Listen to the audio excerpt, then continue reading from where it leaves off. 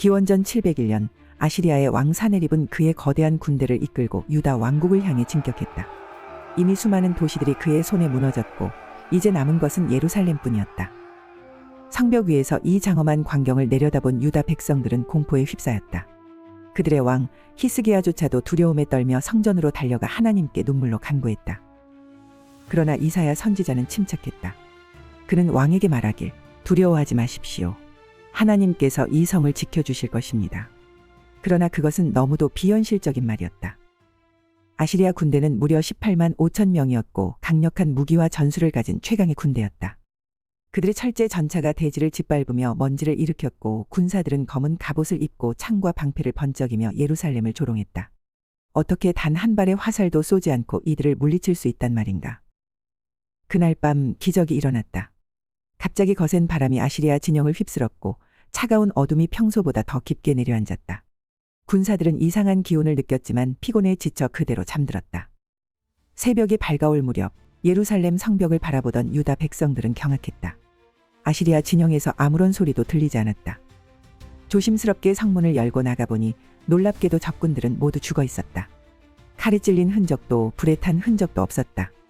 마치 어떤 신비한 힘이 한순간에 그들을 덮친 것처럼 보였다. 이 사건은 역사에서도 기록되었지만 정확히 무슨 일이 일어났는지는 여전히 미스터리로 남아있다. 전염병이 창궐했을 수도 있고 강력한 바람이나 자연재해가 그들을 덮쳤을 수도 있다. 하지만 한 가지는 확실했다. 예루살렘은 기적적으로 살아남았고 이사야의 예언은 그대로 성취되었다. 기원전 539년 바빌론의 마지막 왕 벨사살은 거대한 연회를 열었다. 그는 바빌론 성벽이 난공불락이라 믿었고 적들이 아무리 성을 포위해도 결코 뚫을 수 없다고 확신했다.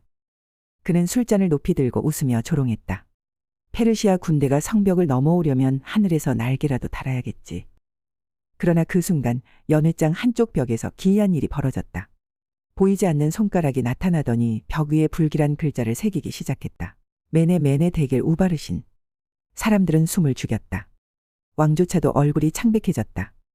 바빌론의 현자들과 마법사들이 불려왔지만 누구도 그 의미를 해독할 수 없었다. 결국 왕은 유대인 선지자 다니엘을 불러들였다. 다니엘은 조용히 글자를 바라보더니 차분하게 말했다. 이것은 하나님이 왕에게 내리신 마지막 경고입니다. 바빌론은 끝났습니다. 오늘 밤 왕국은 페르시아에게 넘어갈 것입니다. 그의 말이 끝나기도 전에 바빌론 성내에서는 혼란이 벌어졌다. 페르시아 군대가 성문을 통과하고 있었다. 바빌론은 무너지지 않을 성벽을 가졌지만 적들은 유프라테스 강을 이용해 물길을 돌려버렸고 낮아진 강바닥을 통해 성 안으로 들어왔다. 벨사살 왕은 그날 밤 살해되었고 바빌론 제국은 역사 속으로 사라졌다. 벽에 글씨를 새긴 손의 정체는 무엇이었을까? 그것은 환상이었을까? 기원전 6세기 유다 백성들은 바빌론의 포로가 되어 끌려갔다. 그들의 성전은 불타버렸고 조국은 폐허가 되었다. 예루살렘을 떠나며 사람들은 울부짖었다. 이제 우리는 다시는 돌아가지 못할 것이다. 그러나 예레미야는 놀라운 말을 했다. 70년 후 너희는 다시 돌아올 것이다. 하나님께서 고레스라는 왕을 일으키실 것이며 그는 너희를 해방할 것이다. 사람들은 믿지 않았다. 바빌론은 강대했고 유다는 이미 역사에서 사라진 것처럼 보였다. 그러나 놀랍게도 정확히 70년 후 페르시아의 고레스 왕이 바빌론을 정복했다. 그리고 그는 유다 백성들에게 고향으로 돌아가라고 명령했다. 그들은 다시 예루살렘으로 향할 수 있었다. 그러나 한 가지 수수께끼가 남는다. 고레스는 왜 유대인의 하나님을 믿지도 않으면서 그들의 자유를 허락했을까? 그의 마음속에 어떤 신비한 힘이 작용한 것일까? 이스라엘은 큰 재앙을 맞이했다. 하늘을 가득 메운 메뚜기 떼가 모든 농작물을 먹어치웠고 땅은 황폐해졌다. 가뭄과 기근이 뒤따르면서 사람들은 절망에 빠졌다. 이것이 끝인가? 절망에 휩싸인 백성들에게 요엘 선지자가 나타났다. 그러나 그의 말은 놀라웠다. 이것은 단순한 자연재해가 아니다.